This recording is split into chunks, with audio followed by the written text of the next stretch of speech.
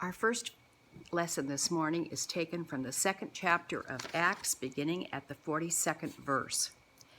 And they devoted themselves to the apostles' teachings and the fellowship, to the breaking of bread and the prayers.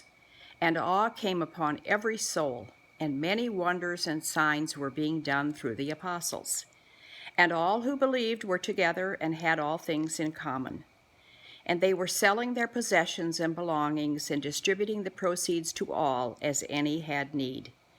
And day by day, attending the temple together and breaking bread in their homes, they received their food with glad and generous hearts, praising God and having favor with all the people.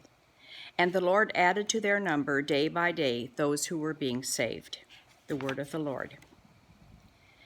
The second reading is taken from 1 Peter, second chapter, beginning at the 19th verse.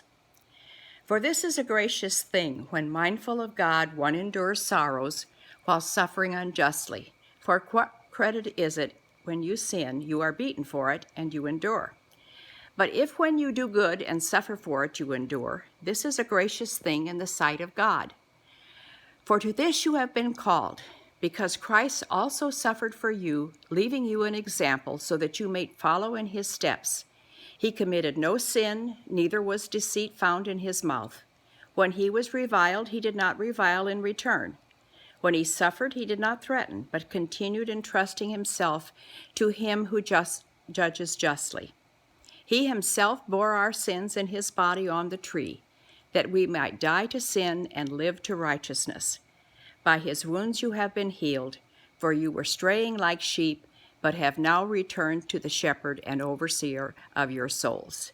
The word of the Lord.